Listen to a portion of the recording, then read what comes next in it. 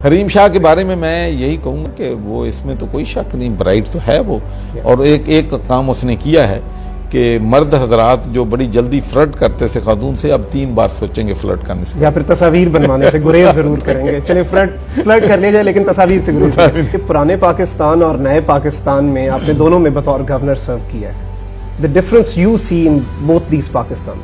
हमारी हुकूमत नए पाकिस्तान में भी अभी बहुत सफ़र करना है। आप पहले एमपी थे जिसने कुरान पाक पे हल्फ लिया, और अभी जो आपका इनिशिएटिव है कि यूनिवर्सिटीज़ के अंदर जो कुरान पाक को तर्जुमे के साथ पढ़ा, कि जब मैं नॉन मुस्लिम से वहाँ मिलता था, इवन पॉलिटिशियन से, तो जब मुझे वो बताते थे कि उन्होंने कुरान पाक को 2-3 दफ़ा मैनी के साथ पढ़ा है, तो मैं I used to feel guilty कि मैं मुसलमान हूँ। पब्लिक ओपिनियन जो स्पेशली सोशल मीडिया और डिजिटल मीडिया पे जो नैरेटिव पाया जा रहा था कि Sindh government as compare to Punjab government बहुत बेहतर परफॉर्म कर गई। आजकल मीडिया का दौर है, सोशल मीडिया का दौर है, मैनिपुलेट कौन कर सकता है, कौन बेहतर एक्टर है। सो ये सारी चीज़ें जो हैं ये मैटर करती है, लेकिन कोई चीज़ ऐसी नहीं है जो सिंध ने की हो और हमने पंजाब में नहीं की है। अस्सलाम वालेकुम ख़वातीनो हज़रात, मैं हूं मखदूम शहाबुद्दीन और इस वक्त हम मौजूद हैं गवर्नर हाउस लाहौर में, और हमारे साथ मौजूद हैं गवर्नर पंजाब चौधरी मोहम्मद सरवर साहब। उनसे बात करते हैं और काफ़ी कुछ उनसे पूछने की कोशिश करेंगे। जो हालिया सिचुएशन है मुल्क की, उसकी भी सियासी सूरत हाल पर भी थोड़ी सी बात करेंगे, और ज़्यादा जो हमारी इंपॉर्टेंस होगी और हमारी तवज्जो होगी जिस चीज़ पे, वो उनकी अपनी लाइफ है। तो गवर्नर साहब से बात करते हैं। गवर्नर साहब बहुत शुक्रिया, first of all thank you for inviting us and giving us the time. Sir, सबसे पहले तो एक वो क्वेश्चन जो आजकल वैसे कोई शायद ना पूछे, पाकिस्तान से जाना बरतानिया में, और बरतानिया में क्या स्ट्रगल रही, और वहाँ पे फिर जो आपकी अचीवमेंट्स थी, आपने सबसे पहले कुरान पाक पे ओथ लेने वाले आप मेंबर ऑफ द पार्लियामेंट बने, और फिर Pakistan to UK and then back to Pakistan, ये सफ़र कैसे आप इसे बताते हैं? बिस्मिल्लाहिर्रहमानिर्रहीम। मैं पाकिस्तान से 1976 में बरतानिया गया था, और वहाँ एक स्कॉटलैंड का शहर ग्लासगो है जहाँ पर मैं सेटल हुआ। मेरे वालिदैन और भाई बहन जो हैं वो वहाँ पर पहले से थे, और उसके बाद बड़ा मुश्किल वक्त था। जहाँ से जब वहाँ पर गए थे तो हमारा ख्याल था कि वहाँ ज़िंदगी बड़ी आसान है, और दरख्तों में शायद पैसे लगे हुए हैं, उतारेंगे और वापस आ जाएंगे। लेकिन वहाँ जाकर एहसास हुआ कि वहाँ तो ज़िंदगी जो है पाकिस्तान से बहुत ज़्यादा टफ़र है।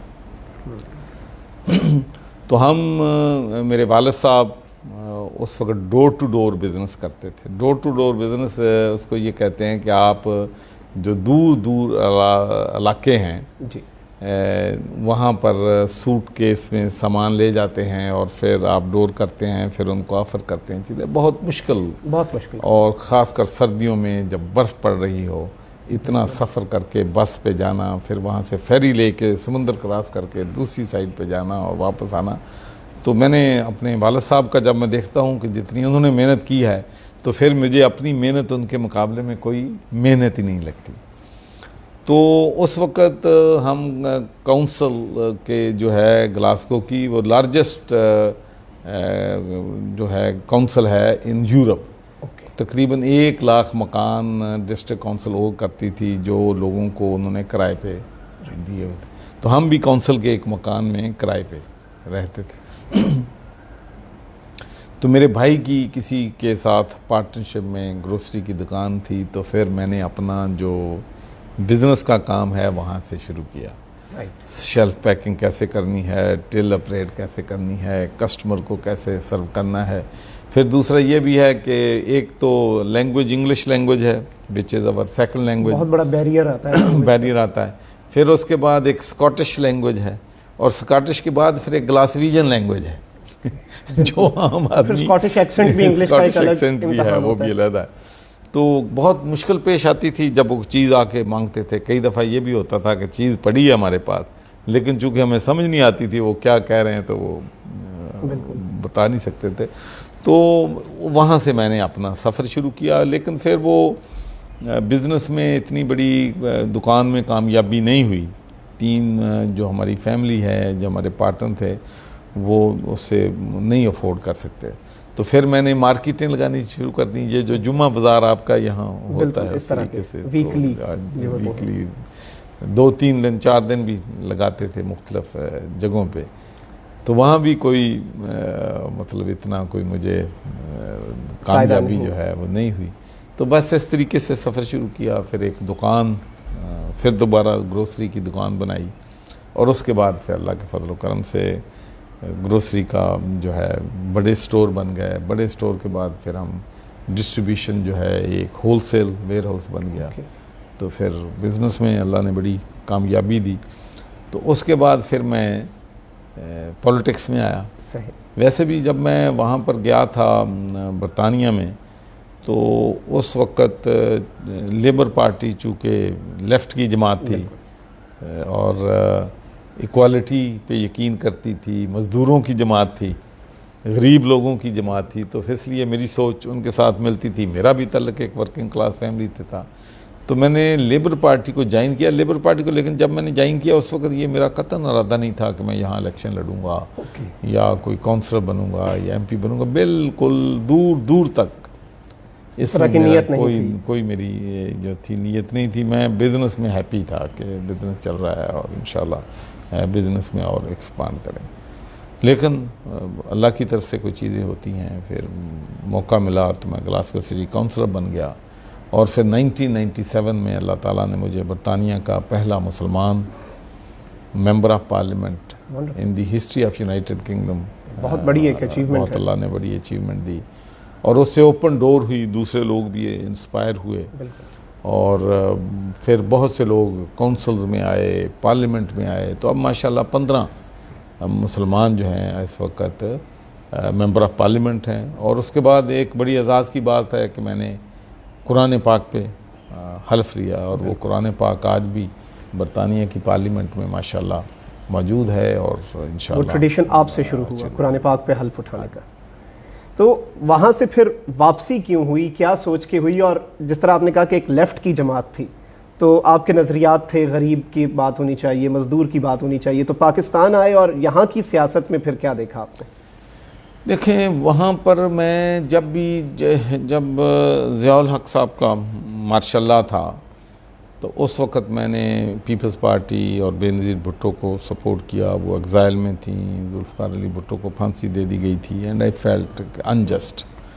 और वहाँ पर हमने कैंपेन की, बल्कि जो लेबर पार्टी के साथ मेरे कनेक्शन बने वो भी इसी हवाले से बने। सेव भुट्टो कैंपेन जब हमने लॉन्च की तो ज़्यादातर जो मेंबर ऑफ पार्लियामेंट थे या ट्रेड यूनियन के लोग थे स्कॉटलैंड में, उनका ताल्लुक़ लेबर पार्टी से था और उन्होंने हमारी इस सिलसिले में ख़त, टेलीग्राम्स, जितनी भी हेल्प हो सकती है उनकी, और उससे लिंक बनने के बाद ही मैं लेबर पार्टी में जो है वो शामिल हुआ था। तो मेरी जब 2010 में मैंने रिटायरमेंट लेने का फ़ैसला किया तो मेरा ये तो ज़रूर ख्याल था कि मैं अपना ज़िंदगी का काफ़ी हिस्सा पाकिस्तान में सर्व करूँगा। इसलिए कि ईयर 2000 में मैंने सर्वर फाउंडेशन की बुनियाद रखी थी और मैं यहाँ पर हेल्थ में, एजुकेशन में जो है वो काम कर रहा था ऑलरेडी। तो मेरा ये था कि मैं थर्ड वर्ल्ड कंट्रीज़ में हेल्थ और एजुकेशन में जो है वो काम करूँगा या यूनाइटेड नेशंस के साथ कोई मिल के, तो मैं जो है पूर कंट्री जो है वहाँ पर अपना जो है काम करूँगा। और पाकिस्तान चूँकि मेरे मदरलैंड है तो ज़ाहिर है यहाँ पर ज़्यादा तवज्जो होगी। लेकिन कई चीज़ें होती हैं कि फिर एग्ज़ाइल में थे ये मियाँ नवाज शरीफ साहब और शहबाज शरीफ साहब, वहाँ इनसे मुलाकात हुई और फिर मैं 2013 में पाकिस्तान आ गया और यहाँ पर बहुत बड़ा एजाज़ है मेरे लिए गवर्नर पंजाब बनना। मुझे गवर्नर पंजाब में बन गया। फिर कोई थोड़ी सी इख्तलाफात हो गए, जो रूलिंग पार्टी थी, तो मैंने रिज़ाइन करके फिर मैंने पाकिस्तान तहरीक इंसाफ को में शामिल हुआ और अब मैं तहरीक इंसाफ का गवर्नर पंजाब आपके सामने। तो सर साहब, सवाल यह है कि पुराने पाकिस्तान और नए पाकिस्तान में आपने दोनों में बतौर गवर्नर सर्व किया है। The difference you see in both these Pakistans? देखें जी, पहली बात तो ये है कि हमारा जो मुल्क है, मैं समझता हूँ कि इसको करप्शन जो है इसने इस मुल्क को दिवालिया कर दिया है। और इस मुल्क ने अशराफिया जो है उनको तो सर्व किया है 100%, लेकिन गरीब आवाम जो हैं 95% पाकिस्तान में जितनी भी सक्सेसिव गवर्नमेंट्स आई हैं उनकी फलाह बहबूद के लिए, उनकी खुशहाली के लिए, उनको पावर्टी लाइन से लिफ्ट करने के लिए बहुत कम जो है हुआ है। और अशराफिया ने खूब यहाँ पैसा जो है वो बनाया है। तो अब एक तो फ़र्क ये है कि कम से कम करप्शन पे ज़ीरो टॉलरेंस है, जहाँ जहाँ खामियाँ हैं वहाँ इस्लाह हो रही है, और अकाउंटेबिलिटी का निज़ाम जो है वो शुरू हो गया है। और मैं समझता हूँ कि जब अकाउंटेबिलिटी का निज़ाम शुरू हो जाता है तो फिर वो हर एक के लिए आता है। कभी अकाउंटेबिलिटी कामयाब नहीं हो सकती अगर आप टारगेट करेंगे कि एक की अकाउंटेबिलिटी कर लो दूसरे की ना कर लो, तो कभी कामयाब। मेरा इस बात पे ईमान है कि पाकिस्तान में आज तक रूल ऑफ लॉ सिर्फ इस वजह से नहीं बन सका कि अमीर के लिए और है, गरीब के लिए और है। यहाँ पर गरीब और अमीर कानून की नज़र में बराबर नहीं है, बदकिस्मती अब भी बराबर नहीं है। बिल्कुल हमारी हुकूमत नए पाकिस्तान में भी अभी बहुत सफ़र करना है, हमने अभी बहुत काम करना है, बहुत मेहनत करनी है, तब जाके हम गरीब और अमीर के लिए लेवल प्लेइंग फील्ड लेके आएंगे। अच्छा गवर्नर साहब, मज़ीद भी कुछ सियासी सवाल होंगे, लेकिन उससे पहले जो बहुत इंपॉर्टेंट सवाल मेरे भी ऑडियंस ने मुझे ये कहा कि आपसे ये ज़रूर पूछूं। स्टार्ट मैंने किया कि आप पहले MP थे जिसने कुरान पाक पे हल्फ लिया, और अभी जो आपका इनिशिएटिव है कि यूनिवर्सिटीज़ के अंदर जो कुरान पाक को तर्जुमे के साथ पढ़ाना, ये स्कूल कॉलेज और यूनिवर्सिटीज़ इसमें इंक्लूडेड हैं। और इस इनिशिएटिव के बारे में भी आपसे पूछना चाहूँगा कि इसका ख्याल कैसे आया और इसकी इम्प्लीमेंटेशन किस तरह से ये यानी ख्वाब। देखिए मैं अर्ज़ करूँ जी, ये मेरे जहन में सोच जो है वो बहुत देर से थी कि हम नमाज पढ़ते हैं 5 वक्त और हमें ये नहीं पता कि हम नमाज में क्या पढ़ रहे हैं। अज़ान 5 वक्त होती है, हमें ये नहीं पता कि जो अज़ान हो रही है उसका मतलब क्या। सच्ची बात है, मतलब बिल्कुल जितना मर्जी कोई MA है, कोई PhD है, बहुत जितने मर्जी पढ़े लिखे हैं, किसी से पूछ लें कि भाई जो नमाज आप पढ़ते हैं इसका तर्जमा सुनाएं, तो मेरा ख्याल है हम इंक्लूडिंग माई सेल्फ 95% हम फेल हो जाएंगे। बिल्कुल ठीक है जी। लेकिन ये जो मुझे इसका सबसे एहसास सवाल इसलिए भी होता था कि जब मैं नॉन मुस्लिम से वहाँ मिलता था, इवन पॉलिटिशियन से, तो जब मुझे वो बताते थे कि उन्होंने कुरान पाक को 2-3 दफ़ा मैनी के साथ पढ़ा है, तो मैं I used to feel guilty कि मैं मुसलमान हूँ, मैंने पूरा कुरान पाक जो है तर्जमे के साथ नहीं पढ़ा है, और ये नॉन मुस्लिम है, इससे पढ़ के ये इस्तिफ़ादा ले रहे हैं, बेनिफिट ले रहे हैं। तो ये भी चीज़ एक मेरे जहन में बहुत ज़्यादा थी। अब ये जो मुसीबत आई है, देखें मैं और आप हम सब जानते हैं कि वालिदैन अगर अपने बच्चे को ये कहें कि मेरे घर नहीं आना, तो दैट मीन्स कि आपके वालिदैन किस हद तक इतनी मोहब्बत करते हैं। और अल्लाह ताला तो हमसे जितनी अपनी औलाद से मोहब्बत करते हैं उससे भी कई गुना मोहब्बत करते हैं। तो जब दरवाज़े मुसलमानों के लिए खाना काबा के बंद हो जाएं, मस्जिद नबवी के बंद हो जाएं, मसाजिद में जाने के लिए मुश्किलात पेश आएँ, तो फिर ये कोई रॉकेट साइंस नहीं है इस बात को समझना कि अल्लाह ताला हमसे नाराज़ है, या हमारे अमाल से नाराज़ हैं, या हमारी कोताहियाँ हैं, या जो जुल्म हो रहा है। मिसाल के तौर पर मैं कई दफ़ा ये बात अपने आप से सवाल करता हूँ कि कश्मीर में जितना जुल्म हो रहा है उसकी कहीं मिसाल नहीं मिलती कि 6-6 महीने से वो लॉकडाउन में हैं, घर से बाहर नहीं निकलते, औरतों को रेप किया जाता है, बच्चियों को रेप किया जाता है, लोगों को टॉर्चर किया जाता है, डिसेबल बना दिया है, और फ़ौज वहाँ पर जो इंडिया किया है जुल्म की इंतहा किए हुए। फिर वो वहीं बाज नहीं आए, उन्होंने मुसलमानों के साथ जुल्म के पहाड़ जो हैं वो इंडिया में भी बिल्कुल एक्सपेंड कर दिया, पूरा जो अपने आप को पूरा एंटी मुस्लिम इस्लामोफोबिक काम जो है नरेंद्र मोदी ने और RSS ने शुरू कर दिया। फिर पैलेस्टाइन में जो मुसलमानों पे हो रहा है, किबला अव्वल हमारा वहाँ यहूदियों के कब्ज़े में है। तो ये इसमें यकीनी तौर पर मैं समझता हूँ कि इसमें हमारी भी कोताहियाँ हैं, इसमें मुस्लिम उम्मा की भी कोताहियाँ हैं कि 60 इस्लामी ममालिक दुनिया में हों और हमारे साथ मुसलमानों के साथ ये जुल्म हो रहा है और हम उनके ख़िलाफ़ आवाज़ भी ना उठा सकें। तो ये एक मैं समझता हूँ कि एक हमारे लिए बहुत बड़ा चैलेंज है। तो अल्लाह की नाराज़गी है तो उसमें एक चीज़ जो है मैं समझता हूँ कि कुरान पाक अगर लोग मायनी के साथ पढ़ें, तर्जमे के साथ बने, तो हमारी दुनिया भी बन सकती है, हमारी आखिरत भी बन सकती है।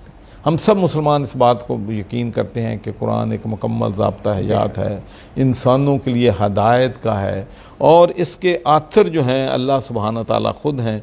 और ये किताब उस शख्सियत पे उतरी है जो इमामुल अंबिया है, रहमतुल लिल आलमीन है, ख़ातमुन नबिय्यीन है, जिसमें मिराज के वक़्त तमाम अंबिया की को जमात जो इमामत की, तो ऐसी बड़ी शख्सियत पे ये किताब उतरी है और हम पढ़ रहे हैं, उसका मतलब हमें पता नहीं है। तो ये मुझे बड़ी खुशी है कि पहले जब मैंने कुछ दोस्तों से मशवरा किया था तो मुझे बहुत से चैलेंजेस नज़र आते थे कि लोग इसकी मुखालफत करेंगे, कुछ लोग ये शायद इसमें कंट्रोवर्सी में पड़ेंगे। हमारे वाइस तबका आपको पता है जो हर बात पे अच्छा काम करो, बुरा काम करो, वो कोई ना कोई तनकीद का ज़रिया बना लेता है। फिर मैंने सोचा कि वाइस चांसलर का क्या एटीट्यूड होगा। तो इट इज़ पहली बारी ज़िंदगी में मैंने कोई काम किया है जो कंट्रोवर्शियल नहीं हुआ है।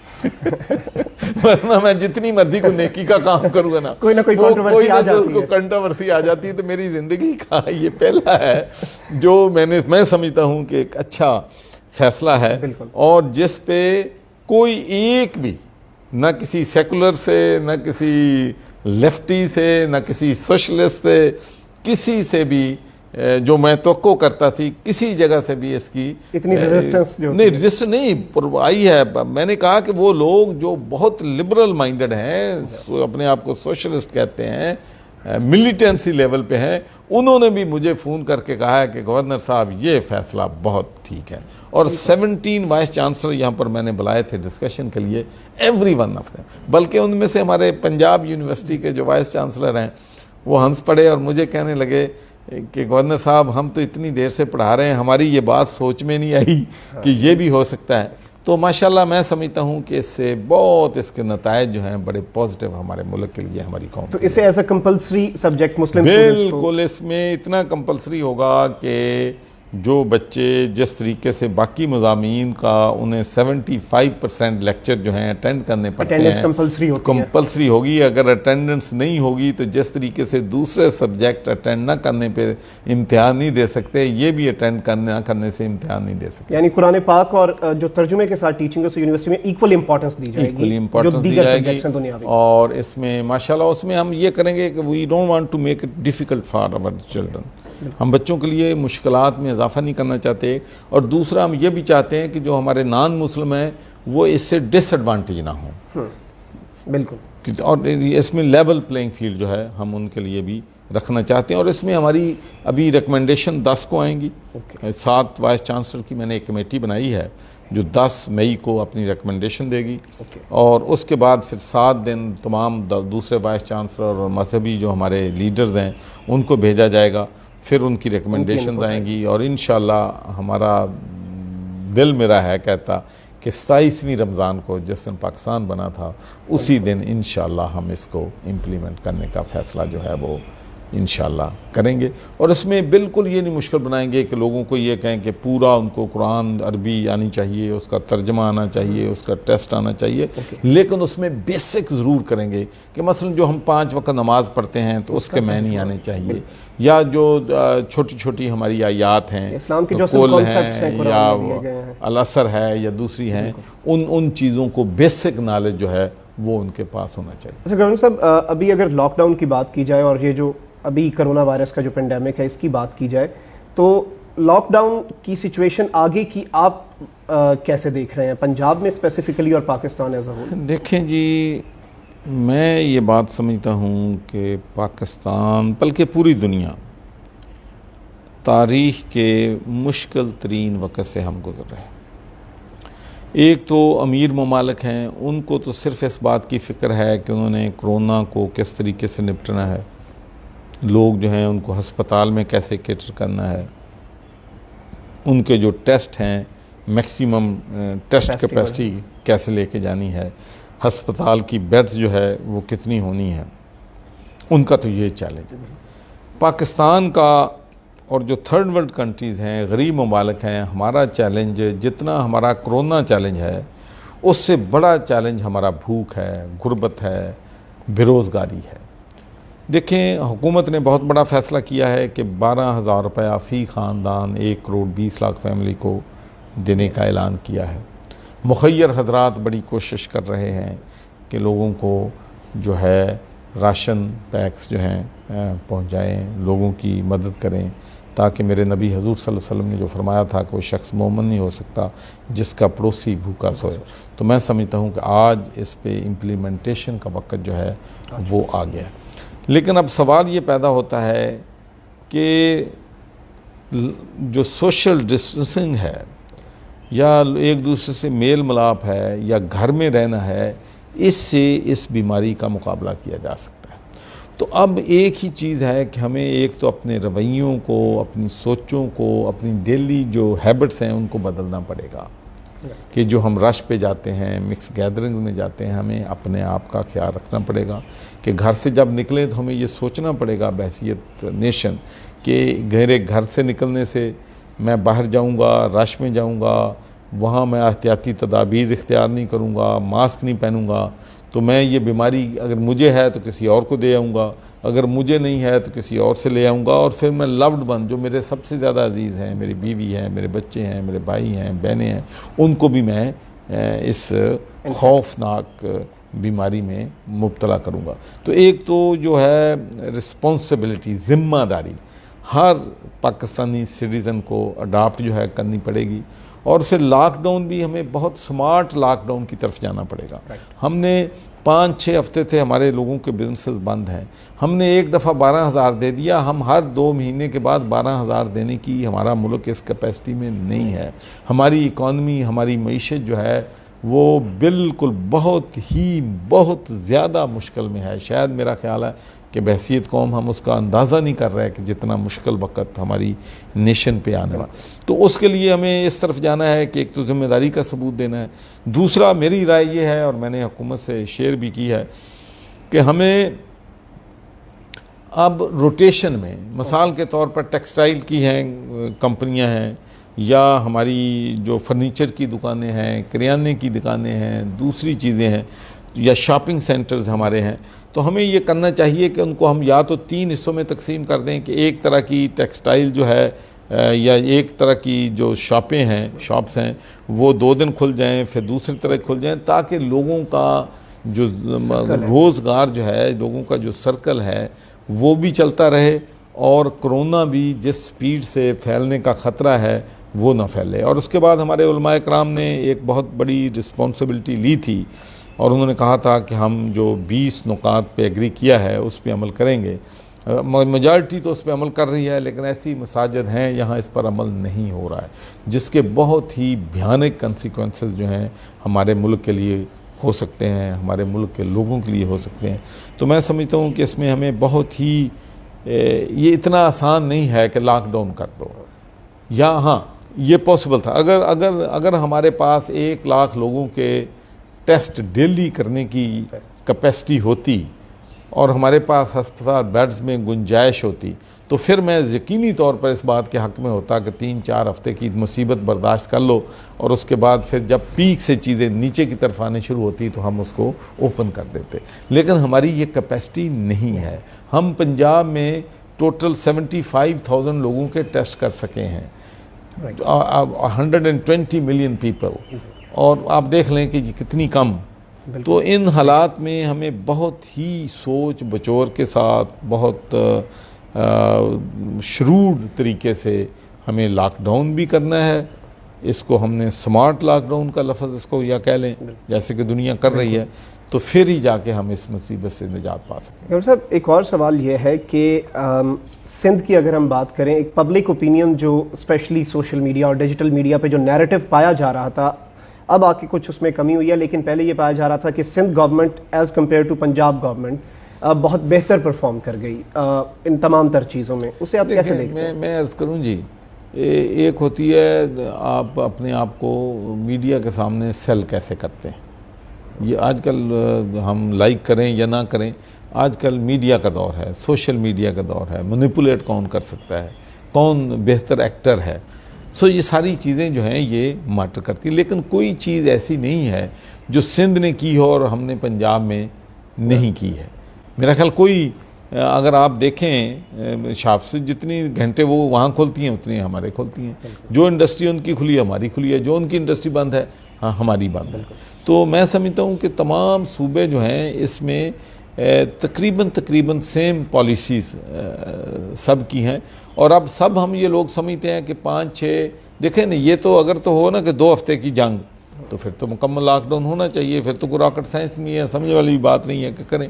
लेकिन प्रॉब्लम हमारा ये है कि लॉकडाउन, लॉन्ग टर्म लॉकडाउन हम अफोर्ड ही नहीं कर सकते, हम चल ही नहीं सकते, गरीब लोग भूख से ज़्यादा मर जाएंगे। और आप ये भी देख लें कि आप इंटरनेशनल जो स्टैटिस्टिक्स आ रही हैं, जो रिसर्च आ रही हैं, जो गाइडलाइंस आ रही हैं, वो बड़े वाज़ेह तरीके से कहते हैं कि जो तरक्की याफ्ता मुल्क हैं उनकी पॉलिसी में और गरीब मुल्कों की पॉलिसी में फ़र्क करना होगा। देखें वहाँ पर एक तो सबसे बड़ा मसला ये एजिंग पॉपुलेशन बहुत ज़्यादा है कि एवरेज एज जो है वहाँ पर हमारे मुल्क से 10-15 साल जो है वो ज़्यादा है, इसलिए वहाँ पर जो एजिंग पॉपुलेशन जो है उनकी अमवात का भी ज़्यादा चांस है, उनकी वो इसको बीमारी पकड़ने का भी ज़्यादा चांस है। फिर उनके पास कैपेसिटी जो है, टेस्ट कैपेसिटी हमसे बहुत ज़्यादा है, वो अगर जाएंगे भी लॉकडाउन में 2-3-4 हफ्तों में कम से कम वो पीक के चले जाएंगे, फिर नीचे। हमारा तो अभी पीक नहीं आया है और हम लॉकडाउन से थक गए हैं, हमारे लोग थक गए हैं, हमारे लोग घरों में बाहर निकलने के लिए बेताब हैं, और हम अपने कल्चर को भी जानते हैं कि हमारा कल्चर जो है, हम तो घर जो हैं इनको थाने समझते हैं। ख़ासकर पाकिस्तान के जो मर्द हैं और पाकिस्तान के जो बच्चे हैं, ये तो घर से बाहर ना निकलें तो ये तो पागल हो जाएं। तो ये बहुत मुश्किल वक्त है, बहुत टेस्टिंग ट्राइंग टाइम्स हैं, इसलिए हम लोगों की भी सिचुएशन समझते हैं। हम बिज़नेस इंडस्ट्री के लोग जब हमारे पास आते हैं कहते हैं हम तबाह हो गए हैं, हम रुल गए हैं, हमारे बच्चे भूखे मर रहे हैं, हमारे जो स्टाफ है हम उनको तनख्वाह नहीं दे सकते। तो ये चीज़ें आई टेल यू, मेरी ज़िंदगी में इतने मुश्किल वक्त आए हैं, इतने चैलेंजेस आए हैं, लेकिन कभी ये नहीं हुआ कि रात को मैं सुकून से ना सोया हूँ। बेशक मैं 5 घंटे सोता था, 6 घंटे सोता था। इवन मेरे अदालत में जब केस है, जिस दिन फैसला होना था अगले दिन, जिसमें मुझे लंबी चौड़ी सज़ा भी हो सकती, उस दिन भी मैं रात को खूब बड़ी तसल्ली के साथ सोया था। अब मुझे रात को नींद नहीं आती। कभी परेशानी होती है कि कितने लोग होंगे जिनके चूल्हे नहीं चल रहे होंगे, कितने हमारे भाई हैं जो बेचारे जिनके छोटे छोटे बिज़नेस हैं, रेडी वाला है, कोई पान फरोश है, कोई फ्रूट को रेडी पे बेच रहा है, तो ये बेचारे किस मुश्किल हालात में होंगे, किस तरीके से अपने बच्चों जो है उनका पेट पाल रहे होंगे। देखें ये दिन रात मेहनत करते थे, अपना चीज़ें ख़रीदते थे, बच्चों का पेट पालते थे, रोज़ाना की बुनियाद पे घर और फिर उसके बाद कितने सफ़ेद पोश हैं जो किसी के सामने मांग नहीं सकते, हाथ नहीं फैला सकते, किसी से मांग नहीं सकते। तो ये बहुत मुश्किल वक्त है, और बहुत, और किसी भी हुकूमत के लिए, कोई भी हुकूमत होती है तो उनके लिए बहुत चैलेंजिंग और बहुत ही परेशानी वाला वक्त है। अच्छा गवर्नर साहब, एक और आखिरी सवाल। तस्वीर कुछ दिन पहले काफ़ी वायरल हुई सोशल मीडिया पे मास्क्स को लेके, कि जो डॉक्टर्स हैं उन्होंने मास्क नहीं पहने हुए और जितने जो दीगर आपके साथ लोग मौजूद हैं उन्होंने मास्क पहने हुए, तो इसकी काफ़ी सोशल मीडिया पर बातचीत हुई इस पर, इसके मुतल्लिक। जी देखें, मैं ये समझता हूँ कि तनकीद जो है पॉजिटिव क्रिटिसिज्म होना चाहिए, और मैं आपसे ये बात शेयर करना चाहता हूँ कि मैंने एक दिन पहले जब ये कोरोना वायरस शुरू हुआ तो मैंने ये N95 पहना हुआ था। तो मीडिया में, सोशल मीडिया में उन्होंने कहा कि जी आपके डॉक्टर्स जो हैं उनके पास N95 नहीं है और आप N95 पहने हुए। तो ये बात मेरे दिल को लगी, तो मैंने उसके बाद N95 पहनना बंद कर दिया। मैंने सर्जिकल मास्क में पहन तो नहीं पहना। उस दिन वहाँ गए हम, मुझे कहा भी गया N95 पहन लो, मैंने कहा नहीं पहनना। वहाँ पर प्रेस कॉन्फ्रेंस हुई, वहाँ पर वाइस चांसलर थे, हम 7000 वो लेके गए, अपनी जो हैं PPEs किट्स लेके गए, 2000 हम फेस शील्ड्स जो हैं लेके गए और चीज़ें ले गए, ताकि हमारे अस्पताल डॉक्टर जो हैं उनको ये चीज़ें जो हैं, वो हमारे सोल्जर हैं, फ्रंट लाइन पे हैं, तो उनकी हमें बहुत ज़्यादा ज़रूरत है कि उनको ये चीज़ें प्रोवाइड करें। तो जब हम निकले हैं वहाँ से, तो हमारा कोई इरादा नहीं था कि हमने ये जो है टेली मेडिसिन सेंटर जो है वहाँ विज़िट करना है। तो उन्होंने मुझे, वाइस चांसलर साहब ने कहा कि हम जाते हुए आप ये भी देख लें, क्योंकि ये भी मेरा एक, मैं समझता हूँ कि एक ऐसा आइडिया था जिसने लाखों लोगों को बेनिफिट किया है। टेली मेडिसिन सेंटर हेल्पलाइन जो मैंने 19 मार्च को खोला था, माशाल्लाह 35 जो हैं हमारे खुल गए हैं, हज़ारों लोग डेली उससे मुस्तफ़ीद हो गए। तो किसी ने वहाँ मुझे कहा कि भाई ये आप जाना है वहाँ, तो मेरे ज़हन में था कि शायद हस्पताल में जाना है।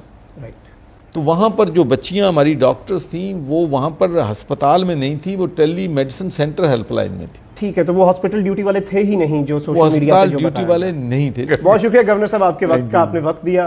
ख़वातीन हज़रात, इसी के साथ मखदूम साहब को इजाज़त दीजिए। अल्लाह हाफ़िज़।